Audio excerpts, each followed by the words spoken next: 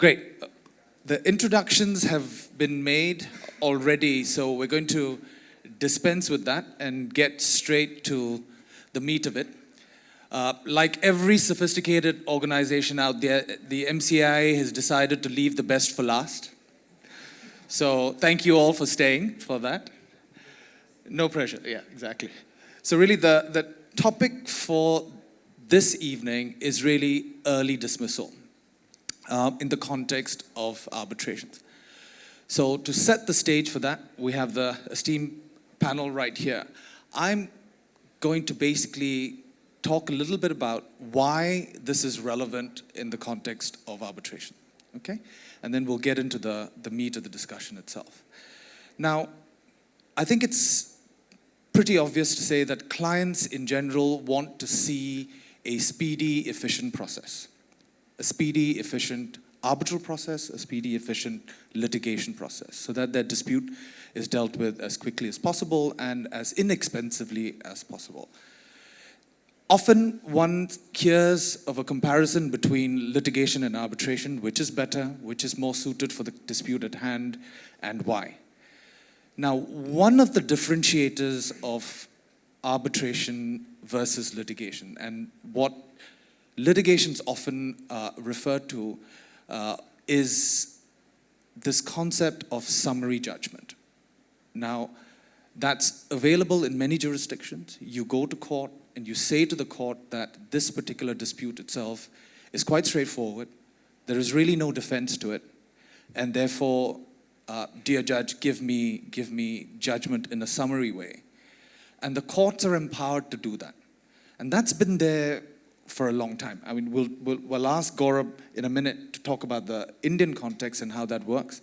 That certainly exists in Singapore, where I practice, and where Ankit practices. And I'm sure it's there in the UK as well, and elsewhere. So it's not something that we're unfamiliar with. And by and large, no one says that there is a breach of natural justice, there is some other due process issue with summary determination in that manner.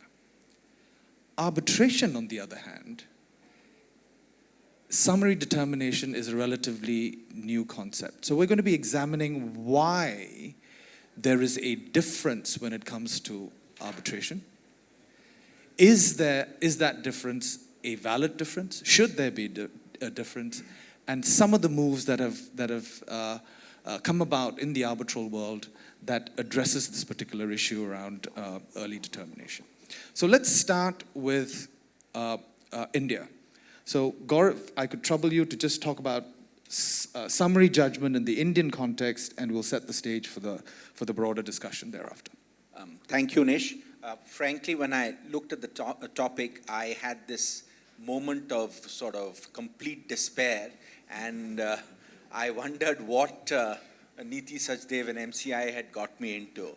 And I sort of pictured myself sitting before an ad hoc panel, inevitably of 3 Indian Supreme Court judges, trying to get the arbitration dismissed on day 3 on the merits. So I had that moment, but I'll come back to it. Let me not divert from the issue which Nish has flagged. And I'm very grateful to him that he's at least given me something to talk about, as opposed to the Indian experience in the arbitration field. But certainly in Delhi and in India, after the Commercial Courts Act has been introduced, we have built up a significant amount of jurisprudence on summary dismissal. And there is a specific provision in the Code of Civil Procedure as amended, which is Order 13A. And there are a number of judgments, There are a number of judgments, particularly of the Delhi High Court, which have gone into this, and there has been some degree of success in commercial matters, particularly in patent, design, IP matters, in getting suits dismissed at a preliminary stage on the merit. Not a case of judgment on admission or summary judgment, but in this particular case, in the commercial field. And the test which the courts, and essentially what we've done is what we do best. We have copied, cut and pasted the English CPR, and we've taken the case law from there. And there are two very interesting judgments, one of Justice Jalan in Kamdhenu, and there's an earlier judgment of Justice Manmohan in Sukam, which are quite elaborate. And essentially what is required is that there has to be a reasonable, or a realistic prospect of success. And also there has to be a sort of, not a mini trial, but a judging of the documentary evidence, and to take a call as to whether this is good enough to either decree the suit or alternatively for an early dismissal. So there is something that I suppose one could show to an ad hoc or an institutional Indian tribunal and say there is something in litigation which does support early dismissal, and there is some case law on that. Thank you, Gaurav. Can I ask either Sam or Andrew to just talk about the UK experience, and then I'll ask Ankit perhaps to talk about the Singapore one. Who wants to go? I mean, like, I will go very, very briefly. But yes, we do have, in litigation, no real prospects of success strikeout applications, and they're used frequently by the parties. The same is true. I'm qualified in New York as well, and the same is true there. And I'm sure we'll get into the sorts of pros and cons of the availability of these types of procedures. They're obviously incredibly helpful when you're not forced to go through a trial of a completely unmeritorious claim or defense. But they do create time and expense of their own, and they are tools that are available to defendants to delay a process that may obviously move on expeditiously. So I think as we think about how to integrate them into arbitration, that's something that we need to keep in mind. Thanks, Sam. Ankit? Okay. Do you want me to share the thoughts on Singapore? I mean, all right. Yeah, go ahead. All right, okay. So I think, as most of us know, SIC was probably one of the first institutions to introduce the early dismissal. I think one thing that I will say, Nish, before I share the comments on the SIC early dismissal provision, I think it's important to understand the distinction between something what Gaurav and Sam spoke about, an early dismissal, in that this is not early determination, which is what some other institutional rules provide. This is early dismissal. And the difference will come through when I discuss what the early dismissal and the SIC rules is. So SIC responded in 2016 to the need for having a mechanism where the tribunals are empowered to actually look at some claims and defenses which are without legal merit or outside the jurisdiction. So they've introduced this provision on early dismissal. Now, what is the early dismissal provision? It basically says that a party can apply to the tribunal where either of the two things or both are there. One is either a claim or defense is manifestly without legal merit, or the claim or defense or the claim is outside, or claim or counterclaim is manifestly outside the jurisdiction of the tribunal. This provision has been incorporated, and there is no shying away from it, from the ICSID rules, and I think we can discuss that at a later time. But it's important to understand that it is manifestly without legal merit. It's not manifestly without factual merit, manifestly without legal merit. And so you can make that application, you have to justify how either the claim or the defense is manifestly without legal merit, or it's manifestly outside the jurisdiction of the tribunal. And then after that, there are two stages or two steps. Step one is where the tribunal first decides whether to proceed ahead or to reject the application. So there's a filtering mechanism. And then if the tribunal does decide to proceed ahead, it has to decide the application on early dismissal within a period of 60 days from the date of the application. So that's the process, and eventually the outcome is a decision where the arbitrator has to issue an order or an award on the thing. So I will just make the pause here and leave you to ask me about statistics probably later. But it is imperative to understand you could be in a position where you are a party who has raised a claim or a defense, and it may be outrightly dismissed without your having the ability of having an evidentiary hearing and having the evidence tested. So it is fairly draconian, therefore the circumspection in the question. Thank you, Ankit. Very, very clear. So let's see where we've gotten to, right?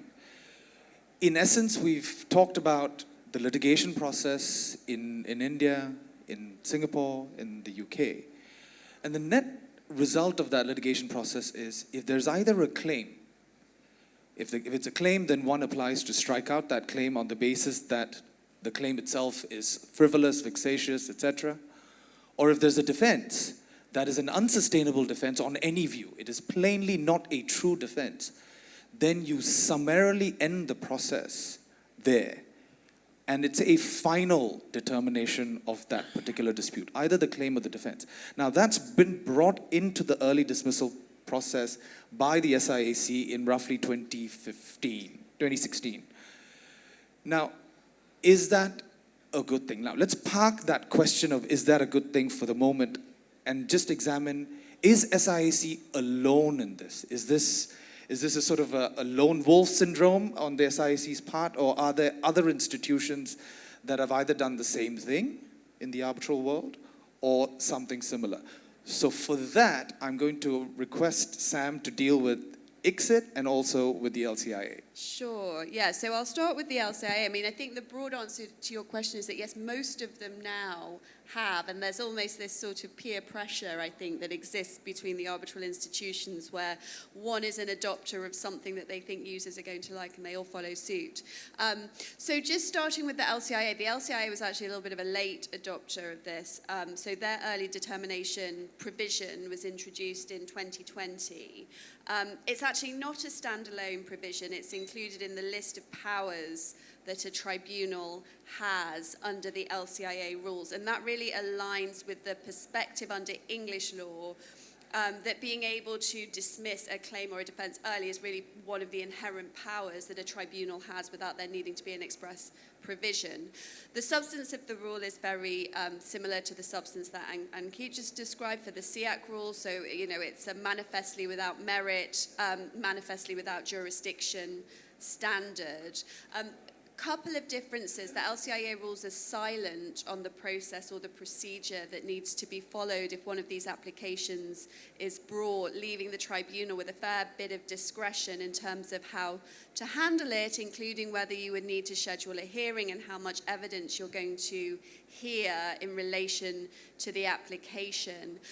Another distinctive feature, although I'm frankly unclear as to whether it's been used yet, is that the LCIA actually allows the tribunal to make an early determination on its own initiative. So you don't actually need an application from the party. I think it would be a pretty bold tribunal that would sort of go out there and do this on its own, on a whim. But we'll see if anyone has experience of that. I'd love to hear about it. So I think it's reasonable to assume that the LCIA tribunals facing these applications will adopt a pretty rigorous standard. It's based on the ICSID standard, which I'll come to in a second. And of course, the English courts look at whether there's no real prospect of success for the claim or defense. So both of those suggest that tribunals are not going to be quick to employ this power. So over the last 3 years, no applications made in 2020, unsurprising, that's the year the provision was adopted. 2021, there were 15 applications, and actually 7 of them were granted, only 2 were rejected, and 5 were not determined that year. 2022, same number of applications were made, 1 granted, 5 rejected, and 6 remain pending. I'm not really sure what to read into those numbers and why there's been such a shift from sort of welcoming applications to potentially not so much. ICSID, so ICSID actually was the very first institution to adopt a early dismissal for unmeritorious claims process. It's in Rule 41.5 of the ICSID arbitration rules. And there, the standard that is set out in the rules is manifestly without legal merit, which is the wording that we see pop up in the SIAC rule as well. We've seen 41.5 applications being filed in 40 proceedings as of March 2021. The data is not particularly up to date, but that's about 5% of the proceedings that were filed in that time period. 7 awards upholding the objections in full and dismissing the case in its entirety, 4 decisions partially upholding the objections, and 26 dismissing them, which really gives a sense of how difficult it is to make one of these applications out. And tribunals have taken the word manifest and they've sort of said that that means that the objection must be clear, obvious, easily established, unequivocal. So really, you know, very, very, very rigorous test indeed. And then this question about legal and what that means in this context, it means the tribunals really do have to accept the facts alleged as true for the purposes of the application, with potentially some exception for very frivolous, vexatious, improbable, plainly without foundation, factual allegations. And then if based upon those alleged facts, there is clearly no breach of the applicable treaty or contract clause made out, then the tribunal can proceed to dismiss the claim. But that's a very quick tour of those 2 sets of provisions. Thank you, Sam. So we've got 7 granted under the LCIA rules since 2020. We've got another 7 under 41.5 of ICSID. Do we have any stats for SIAC, Ankit? Yeah, we do. I think, funnily enough, I had not looked at the ICSID in the LCI statistics, but the SIAC as of 1st September 2023 has received 64 applications for early dismissal. 33 applications were allowed to proceed. Out of the 33 applications, 11 were granted, either wholly or partially. 15 were rejected, 1 was withdrawn, and 6 are pending. I think if the question is, early dismissal, is the arbitration world ready? I mean, if I were to venture out and looking at these numbers, one would say probably yes, and I would not be surprised. I mean, I think I can speak from personal experience, given the number of arbitrations that SIAC receives with an Indian element, that a fair amount of these involve an Indian party in it, and that the tribunal has probably allowed the application to proceed. I will again make the distinction about early dismissal versus early determination, which is critical because early determination is essentially a truncated trial with the possibility of an evidentiary hearing, and early dismissal is taking that right away and therefore bringing in the questions that we are dealing with. Thank you, Ankit. And the determination by the tribunal is, in a sense, the first part of the story. Right? We'll come to the second part of the story as to what happened to those awards once they were made on a summary basis, which I think is also part of this analysis. But let's come to that in a minute. Effectively, therefore, that on my math, at least 25 different claimants or defendants or respondents have had their day in, well, not quite court, but arbitration truncated. Okay, so certainly that's happened, and we need to examine if this is something that India should now embrace as well. So hold that thought, Gourab. I'm going to be coming back to you on that in a second. Let me quickly address MCIA and MCIA rules. The current rules do not have a provision of that nature, and just as a bit of an insight into the thinking of the MCIA at the time, when the 2016 rules, the first set of rules that MCIA put out, the current rules, SIAC's provisions, the amended rules providing for this, were out. So we considered as part of the drafting committee whether or not we should introduce it into those rules, and we took the view at the time that India was not ready for it, or at least MCIA was not ready to bring it into India. So let's again examine that in a minute. But for the moment, another issue came out in terms of procedure, how one goes about making this application. And for that, I'd like, Andrew, if you could kindly just talk about when such an application should be made. Now, obviously, we're talking about a context where parties want summary determination so as to have an efficient process, a quick process, and to basically get rid of an unmeritorious claim or defense. So with that, when should such an application be made, and what's the procedure? Thanks very much. I think on that question, just a couple of preliminary observations. It's important. Although we've heard some statistics, what is clear is that this is a fairly in extremis measure. I mean, there's thousands and thousands of arbitration cases filed, and only 25 have ended up going through successfully on the stats we have. And partly I think that's so that people can consider that the cure is not worse than the disease. And so when you're contemplating this sort of application, you have to think to yourself for a start, is it too early or is it too late? And so obviously it's available to you at any stage, but unlike, say, an interim relief application, it doesn't have a requirement of establishing urgency about it. So what you are looking for is, particularly if you're the one bringing the application, is a neat set of facts, legal issue, which clearly lacks legal merit and where you aren't going to be derailed by the other side being able to say, no, it's a mixed question of fact and law, we haven't got through the facts yet, and therefore it would be wholly premature to make such a determination. Equally, and so that mitigates against your sort of first response when you've received a request for arbitration and you're outraged by what you see. And then just immediately firing something off in this nature, at least when it comes to the legal merit ground. If it's a lack of jurisdiction point, that might be more obvious from the beginning, and something that could then be dealt with. And obviously SIAC in its earlier iteration of the rules have had 28.1, and you've been able to work through that, and there were similar provisions in other well-known sets of rules. Equally, if you get through various stages of the process and then it becomes clear there is at least an issue, maybe an important issue, that is manifestly, which basically means plain or obvious, is the sort of ICSID kind of tribunals have reached that definition of what manifest means, then you might also want to bring it then partly because it saves time and cost from your own perspective, partly because it highlights the weakness perhaps to the tribunal of a particular element of the other party's case, whether it's defence or counterclaim or claim. And it shouldn't matter that the process has been underway for a period of time.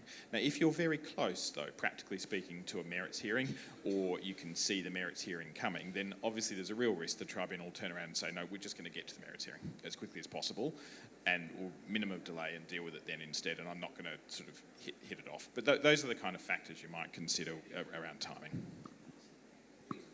I just wanted to add one of the other interesting statistic that came across during my research for this was that 75% of the applications allowed to proceed were made within 5 months of the constitution of the tribunal, and 0% of the applications were allowed to proceed if they were made after 10 months from the date of constitution of the tribunal.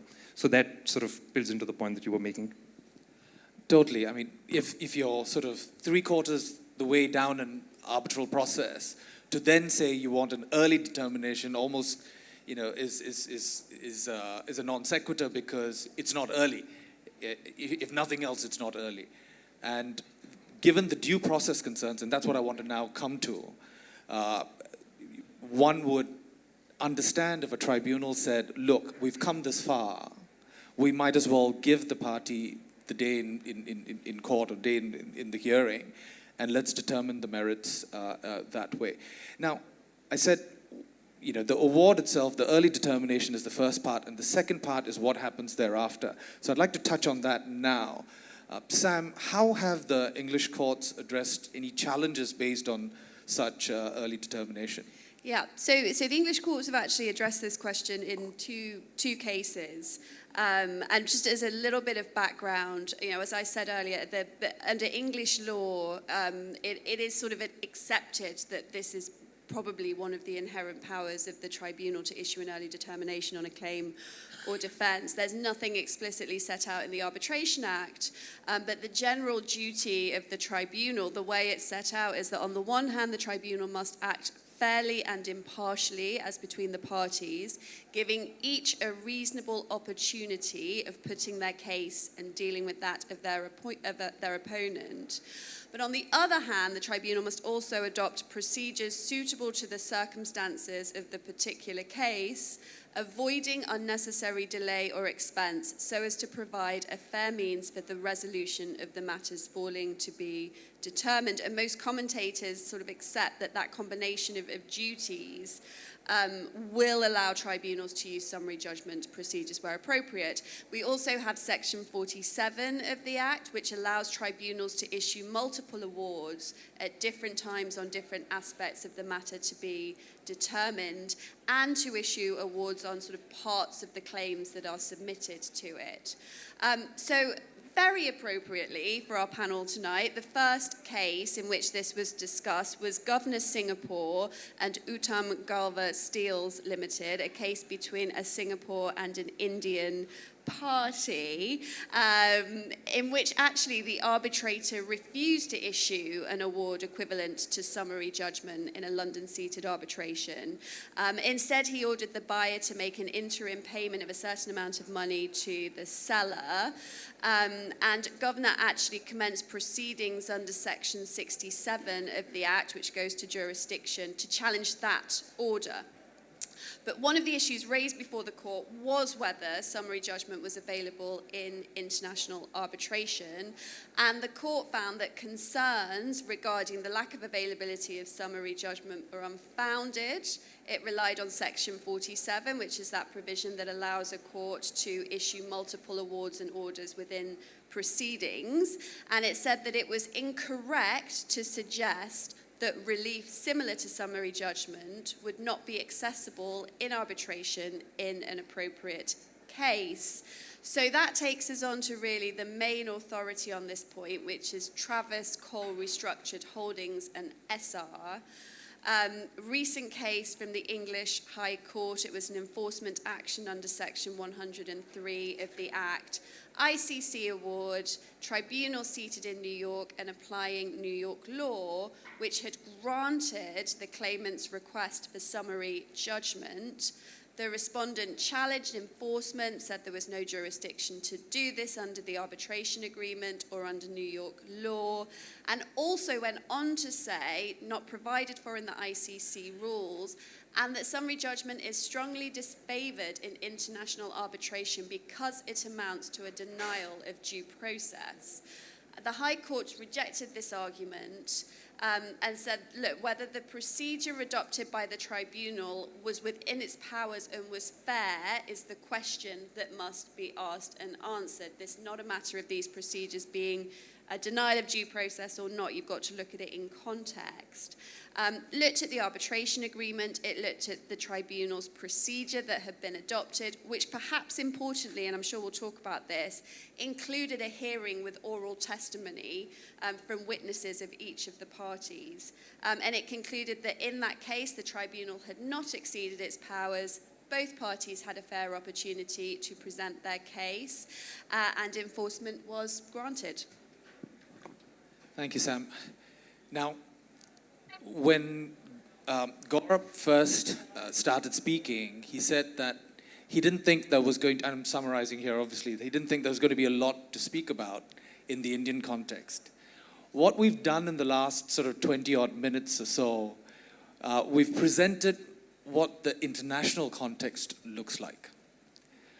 We're now going to put Gourab back on the spot and see whether his view has changed, because due process concerns are obviously ones that get amplified and in the Indian context. Is that going to be the case moving forward, given that there seems to at least be a fair amount of international authority that suggests that this isn't a due process issue? It is an issue as to whether or not the tribunal has the jurisdiction to do so, and to the extent that institutional rules provide for it, then ordinarily the tribunal would have the jurisdiction to do so. Gourab, over to you. What are your thoughts? So there was one case from Singapore, which was an early determination case, which came to the Delhi High Court, and we were seeking to enforce the award, and the other side did take the due process defense, but miraculously it settled. It doesn't happen in the Delhi High Court very often, but it did. So otherwise I would have had a judgment to cite. But looking at it on principle, I think in the last 3 or 4 years, there's been a massive shift. You have PASL, which permits 2 Indian parties to arbitrate outside India. You will inevitably have more New York Convention enforcements. Interestingly, completely sort of, since everybody's into statistics, we did a study of how many foreign award enforcements are pending, or how many such cases are there in the courts. In Delhi High Court, which is possibly the most, the High Court for commercial matters now, subject to whatever Bombay says, it's only the 3rd petition which has been filed this year. So that's all. There aren't more than maybe 15 or 20 such enforcements filed in a year. But be that as it may, now the Supreme Court has, in a series of judgments starting from Vijay Karya, Amazon, taken a very pro-enforcement view. And I just wonder, if I was on the other side, what sort of defense you'd take. So obviously you would go to the New York Convention, you would go to Section 34, you would have those specified defenses under Article 5. That's all you'd have. And there you would take a natural justice defense, maybe. The other possibility is that it's not part of the rules, what Sam mentioned, but that will also not work, because in Amazon, though emergency awards were nowhere in the Act, the fact that they were part of the CAC rules was good enough for the Supreme Court to sustain the award. That was a domestic award, by the way. That was not. Everybody thinks Amazon Future is seated outside India. It's a domestic award. So anyway, so I would think that the mood in the highest court would be to get around due process paranoia and grant the enforcement. But the fact is that depends on where the enforcement starts. If it starts in Delhi High Court or Bombay, maybe it's a different dynamic. If it starts in another high court where you tell a judge, look, well, I really haven't had a chance to meet the case, I think then it could be fitted into one of those Article 5 grounds. I think denial of natural justice. So yes, it's an open question. I think you might have to run the gamut, but I think ultimately going out on a limb, it will survive, and it will be enforced. I can see that Niti's taking this down quite deliberately. So we've got at least one senior advocate saying that it should be okay. So when we're considering the rules, we should certainly take that on board. But look, on the rules, we've discussed LCIA, we've discussed, all these were, ICSID. These are all 2015, 2016, 2017. But we are in an uncitral model. Yeah. So, yeah. So we are, our act is based on the uncitral model law. The uncitral working group is debating the language to be used in formulating such a rule. And I will read that out. And the reason that I mention this is, since you are now in 2023, please don't just look to ICSID or the LCIA's format. The uncitral rules are much more detailed, and I'll read them out. And and I'm incidentally part of a committee which is looking into the reform of the Arbitration Act here in India. And we are looking at the working group, and we might use this language to some extent. We're thinking about it. I mean, it's very difficult to convince some of the committee members who are, shall we say, a little conservative. So I'm not going to say more about that, but I'll just read out the rule which is proposed at the moment. It's still under discussion. And interestingly, India was a founder member of UNCITRAL, and we're really not participating. So, draft provision 18. Plea as to merits and preliminary rulings. A party may raise a plea that A, a claim or defense is manifestly without legal merit. This is one possibility. B, issues of fact or law supporting a claim or defense are manifestly without merit. C, very clunky language, and evidence is not admissible. D, no award could be rendered in favor of the other party, even if issues of fact and law supporting a claim or defense are assumed to be correct. Something like our 711. Party shall raise the plea as promptly as possible, no later than 30 days. Then, this is the most interesting part. The party raising the plea shall specify as precisely as possible the facts and the legal basis for the plea and demonstrate that a ruling on the plea will expedite the proceedings considering all the circumstances of the case.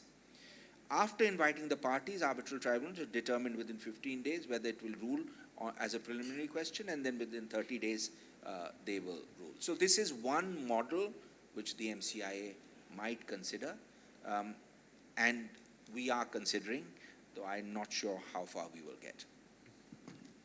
No, thank you for that, Gourab. I think if the model law introduces that, and to the extent that that then results in amendments to domestic legislation, including the domestic legislation in India that adopts the newer version of that, I think institutions and arbitrators arbitrating on the rules of institutions would feel comforted by the fact that the legislative framework gives them the power to do what is otherwise something that they can do pursuant to the rules themselves. So I think that will be an incredibly powerful move, and to the extent that I certainly would welcome that. But maybe that's the question that I want to pose. Now, for the members of the audience, we've deliberately decided that we're going to have our panel end with at least 10 minutes left for questions so that we can have a lively debate. So I'm giving you due notice of that fact.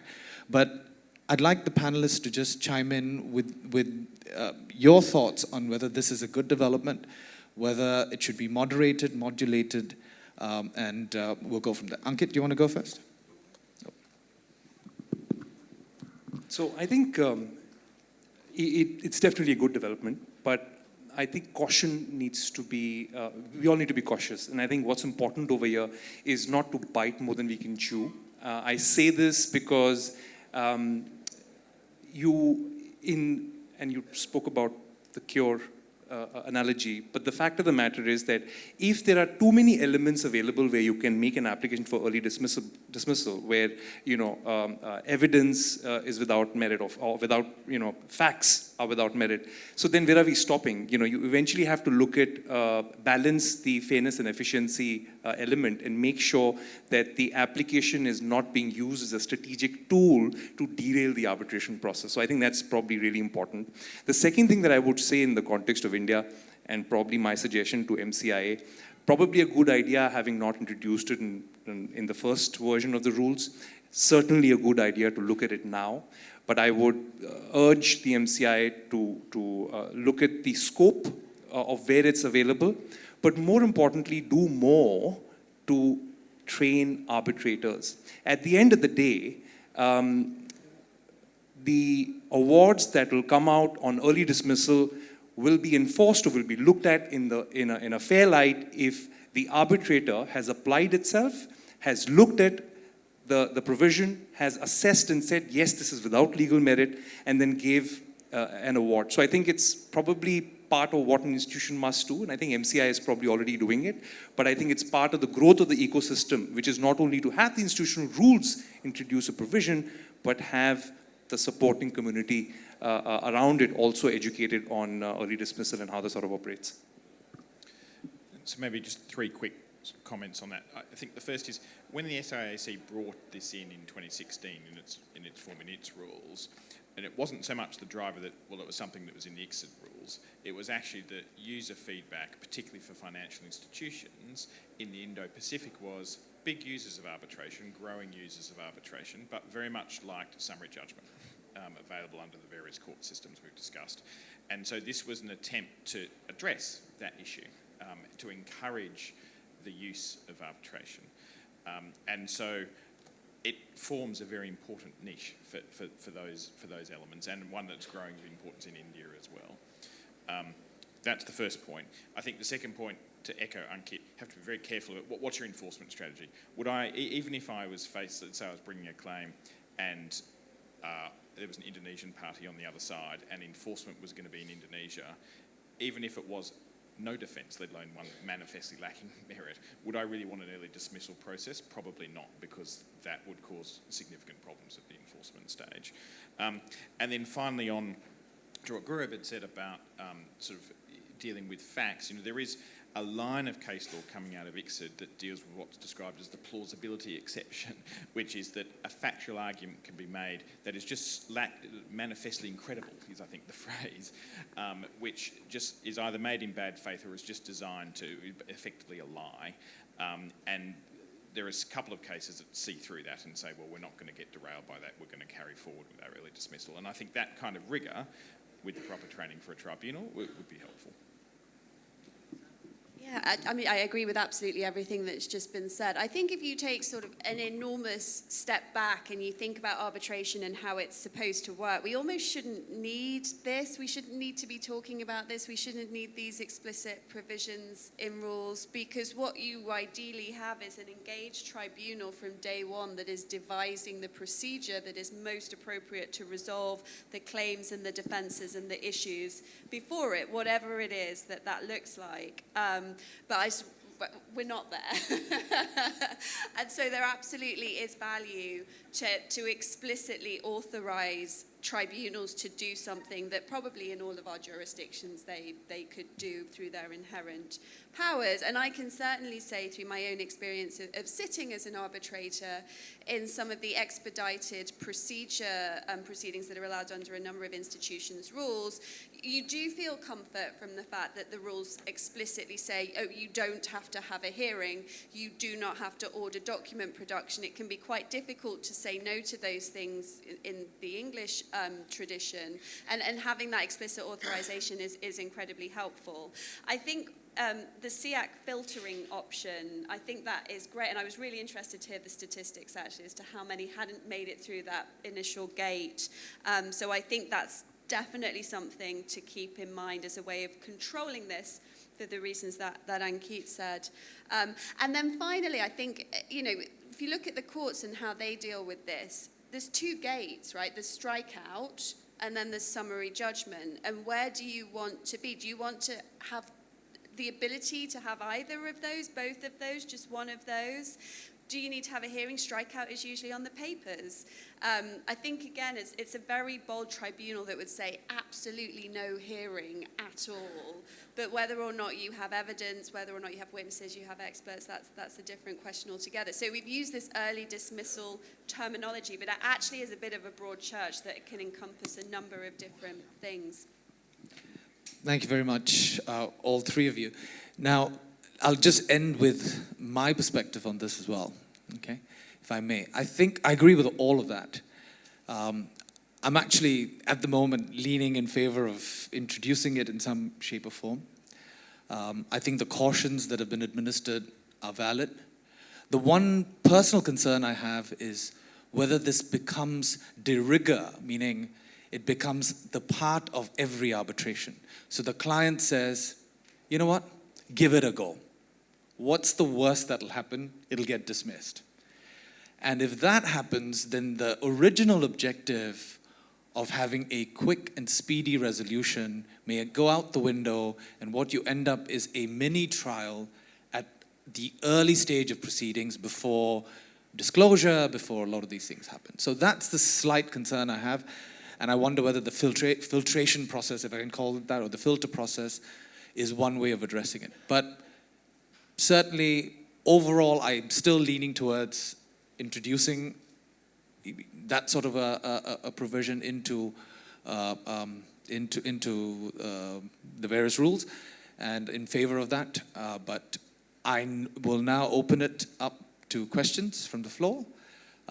There's one right there, gentleman. Yeah. Hello. If I could just trouble everyone to just identify yourself very quickly and ask your question. Rajani from Goa. Two questions. One is a summary dismissal disposed of by way of an award or an order? One. And second is, does it go to admissibility issues? For example, if there's a DB provision in a construction contract and party skips that and invokes arbitration.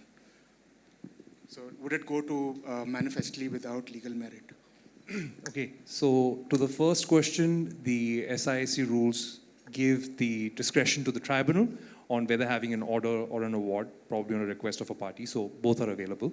On the second question, that's a very good question. I have got information that there was one tribunal that did in fact exercise its discretion under 29(1)(2), which is essentially manifestly without jurisdiction on issues of admissibility. Personally, I'm not entirely sure, and as some of us, or all of us probably know, issues of jurisdiction are different than issues of admissibility. Issues of jurisdiction impact the tribunal.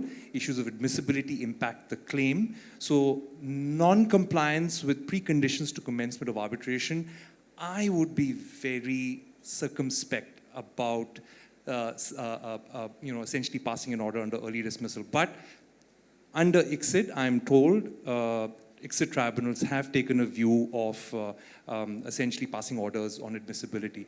I personally would be very wary of doing it under the SIAC rules, but that's my view. Just to note that the LCIA rules actually explicitly say that admissibility objections are covered, so manifestly inadmissible claims can be struck out. And on your first point, I would just ask, if you need it to be an award because you want to go and take it to a court somewhere, then I would just make sure in my request for relief I was very explicit about the form I wanted it to take. And to some extent, you also want to take into account the enforcement of that particular award or order, right? In certain jurisdictions, you can enforce awards, but you can't enforce orders. So, yeah. And the preclusive effect that it gives. Exactly. I saw a hand right at the back. Yes. Hello. Hi, everyone. Thank you to the panel for a very enlightening discussion on this topic. My name is Ali. I'm an associate at Linklaters in this London office. I think the panel has pointed out three key issues with early dismissal already. The first being the filter, and the second being that it's an antithesis to the whole process and the object of arbitration, that is speedy resolution. And third, towards the end, Nish mentioned the enforcement. Given these very strong reasons for not having an early dismissal process at all, do you think that including it would mean the complete death knell for arbitration? Because that would mean that no party would actually prefer any kind of rules that permit an early dismissal process. Yes. Okay, maybe we can take this offline, but I think maybe we've been misunderstood. I think, well, let me just say this from a very practical perspective. Early dismissal plays a very important practical role in that there are, in fact, claims or defenses which are, can be dismissed with ease and dispatch, one of the languages used in ICSID, which are manifestly without legal merit. So if there is a certain element of manifestly without legal merit or manifestly outside jurisdiction, it is worthwhile to have that provision. The filtering process makes sure that unmeritorious applications don't proceed. I don't think it will be a death knell. I don't think it has impacted certainly from an SIAC perspective, I would certainly be one of those people who was slightly unsure when they were introduced, but I think the rule has not faced any sort of pushback. There has been sort of acceptance, 64 applications in the last 7 years. So I would say that it is a rule here to stay. And I think the parties want it and they desire it. And I think the institutions should adhere to the parties. Let me just, I'll come to you, just 1 second. Let me just illustrate what Ankit just said about the desire of the parties and link it to what Andrew talked about from a financial institution perspective. Now, what Andrew was referring to was banks, for example, like summary judgment processes through litigation, because if there is a loan and there's a non-payment of that loan, you can go to court and say, here is a loan. There's no debate about the fact that there is a loan. There's no debate about the fact that there is non-payment. We don't need to go through a long trial. Give me summary judgment, and it's the end of the matter, right? Now, if we can replicate that in that sort of a scenario where there's clearly no defense, and arbitration can do what litigation can do, then you're giving that user or that potential user an avenue that that user has in the litigation process. So I think that's really what we're talking about. The gentleman right in front, I suspect yours is going to be the last question, but could you identify yourself? So my name is Rupesh. I just wanted to understand, can there be a dismissal of a particular claim out of multiple claims in an arbitration if something is apparently, either beyond contract or it is beyond limitation? Is it permissible? Yes. In short. So you can certainly dismiss particular issues or particular claims and then let the balance run. And for reasons we touched on, you may wish to do just that to help improve the efficiency or to lead to a preliminary issue taken on something else. There are numerous, I think, tactical reasons why you might want to do that. Just, and this, unfortunately, this information that I'm going to give was not available in public domain. But I think one thing that's important to understand, to the point that was made earlier, is that early dismissal and provisions like that, in fact, often aid early settlement of disputes as well. Some party raises a counterclaim of, $250 million, and if you can actually get $200 million of that counterclaim dismissed, then parties get a fairly early opportunity to reassess their case, and that does in fact lead to settlement. When emergency arbitrator was appointed, introduced in the SIC rules in 2010, Indian parties were the biggest users. Indian litigation is a fight for the interim order. How many emergency arbitrator cases have resulted in settlement? I would say that early dismissal does a similar sort of service to the commercial community to aid early settlement. Thank you, Ankit. And on that optimistic note, we're going to end. Thank you. Please thank the panel in the usual way.